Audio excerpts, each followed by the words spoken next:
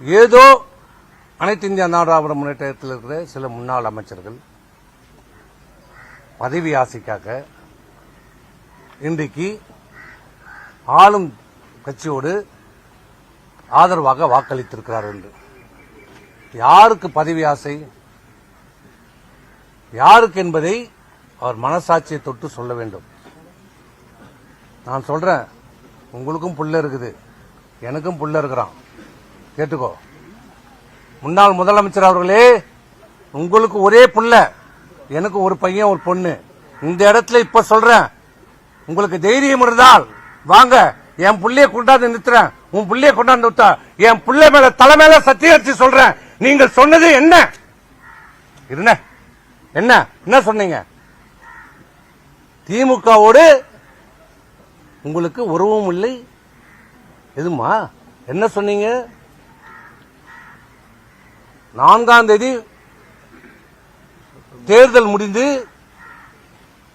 வெற்றி பெற்ற சான்றிதழ் வாங்குறோம். நான் 6:30 மணிக்கு வாங்குறேன். வாங்கிட்டு உடனே வீட்டில் கொடுத்துட்டு சென்னைக்கு கிளம்பிட்டேன்.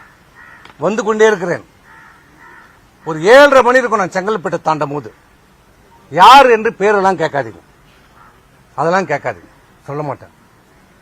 திமுகவில் இருந்து 2 முன்னாள் அமைச்சர்கள் எங்க லைனுக்கு வர்றாரு. என்னடா இவங்களுக்கு சம்பந்தமே இல்லையே, நம்ம கூட வராங்க. முதல்ல நம்பர் தெரியாம எடுத்துட்டேன். நான் தான் பேசுறேன். என்ன பார்த்து நல்ல பதவியை வாங்கிக்கணும் வாங்க. நம்ம தோத்துட்டோம், என்ன நல்ல அமைச்சர், என்னமோ பேசுறாரு, ஒன்னும் புரியல விட்டேன். அப்புறம் இன்னொரு அமைச்சர் வராரு. இல்ல என்னன்னா, நான் 5 வருஷமா கண்டுக்கல, இப்பதான் போன் பண்ணீங்களேன்னு கேட்டேன்.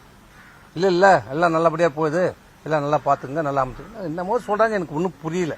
நாங்க தோல்வி இதுல அந்த சங்கடத்துல விட்டுட்டோம். நைட்டு வந்துட்டோம். காலையில தான் என்னுடைய விஷயமே எங்களுக்கு புரியுது. காலையில எங்களுக்கு செய்தி வருகிறது, பொய்ச்சாளர் என்னன்னு பேசுகிறாரு, நம்ம ஆட்சி அமைக்கிறோம். என்ன சொல்றீங்க? திமுக நமக்கு ஆதரவு தருகிறது, வெளியிலிருந்து ஆதரவு தருகிறார்கள். நான் டெல்லியில பேசிட்டேன், எல்லாம் முடிஞ்சிருச்சு. திமுக ஆட்சியில பங்கேற்கல, அவங்க வெளியிலிருந்து நமக்கு ஆதரவு தருகிறாங்க. அந்த கூட்டணியில் இருக்கிறவங்களுக்கு மட்டும் ஒரு அமைச்சர் கொடுங்க, மீதி எல்லாம் நீங்க எடுத்துங்க, நமக்கு ஒரு 25 அமைச்சர்கள் கிடைக்கும். நான் கேட்டேன், இது எப்படி? இந்த இயக்கம் ஆரம்பிக்கப்பட்டது எதனால? திமுகவை எதிர்த்து தொடங்கப்பட்ட இயக்கம். திமுக ஒரு தீய சக்தி, அது அழிக்கப்பட வேண்டும் என்று சொல்லி தொடங்கப்பட்ட இயக்கம். புரட்சித் தலைவர் எம்ஜிஆரால் தொடங்கப்பட்ட இயக்கம் அனைத்து இந்திய அண்ணா திராவிட முன்னேற்ற கழகம், தொண்டரால் தொடங்கப்பட்ட இயக்கம். அந்த இயக்கத்தில் சட்டமன்ற உறுப்பினரா, நாடாளுமன்ற உறுப்பினரா, அமைச்சரா, ஏன் இந்த மிகப்பெரிய தமிழ்நாட்டினுடைய முதலமைச்சரா, இந்த கட்சியினுடைய பொதுச்செயலாளராக இருக்கிற இவர் 54 ஆண்டு காலம், ஒரு தலைமுறை இல்லை, 2 தலைமுறை இல்லை, 3 தலைமுறையாக எங்க அப்பா மாவட்ட செயலாளர், எம்பி, இப்ப நான் இருக்கிறேன். அதே மாதிரி இவருடைய அப்பா சேர்மன். இவங்க எல்லாருமே இங்க இருக்கிற பெரும்பாலும் பாத்தீங்கன்னா ஒரு தலைமுறை 2 தலைமுறை. இதுவரைக்கும் திமுக எதிர்த்து நாங்கள் அரசியல் செய்து கொண்டிருக்கிறோம். இப்படி பார்த்த எங்களை திமுக ஆதரவோடு ஆட்சி அமையும் என்று நீங்க எப்படி சொல்றீங்க? இது என்ன நியாயம் என்று கேட்டேன். இல்லப்பா, எல்லாரும் இருந்தோம், வெல்மன் இருந்தோம், அங்க இருந்தோம், எல்லாரும் இருக்கிறோம். இன்னைக்கு சொல்லலாம், ஏன் KP முனுசாமி இருந்தார், அவர் உடனே அதுக்கு ஆமான்ட்டார். அது வேற. எது உடனே அதுக்கு ஒத்துக்கிட்டாரு. ஆமா கரெக்ட் தான், பண்ணுங்கன்றார். அது வேற. நாங்க எல்லாரும் இருந்தோம். இது எப்படி நியாயம்? இது எப்படி மனசாட்சி நம்ம ஏத்துக்க? மக்கள் ஏத்துப்பாங்களா? மக்கள் விடுப்பா, அதெல்லாம் பாத்துப்பாங்க. ஏன்னா தொண்டர்கள் ஏத்துப்பாங்களா? தொண்டரை நம்ம செஞ்சு எல்லாம் சரியாயிடுவாங்கப்பா. ஏன்னா நம்ம மனசாட்சி ஏத்துக்குமான்னு கேட்டேன். இன்னொன்னு சொன்னேன், பொண்டாட்டி வீட்டுல போனா பொண்டாட்டி விஷம் வச்சு சாவடிச்சிருவான்னு. பசங்க, நம்ம பசங்க, சொந்த பசங்க காரி துப்புவாங்கன்னு. சும்மா இருந்த சொன்னதை தான் சொல்றேன். அங்க சொன்னல, இந்த வாட்சி சொன்ன நானு சொன்னேன் இல்லையா? அப்படியே பேசுறீங்க? சொல்ற உண்மையை சொல்லுவோம். சொன்னோம். இல்லப்பா, இல்ல இன்னைக்கே சொல்லு, இன்னைக்கே முடியாதுன்னு.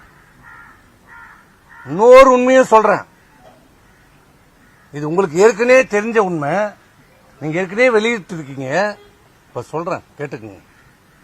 ஏன்னா அவர் இந்த அளவுக்கு எங்களை குற்றச்சாட்டாரு பதவிக்காக, நாங்க ஒரு அமைச்சர் பதவிக்காக எல்லாம் போற.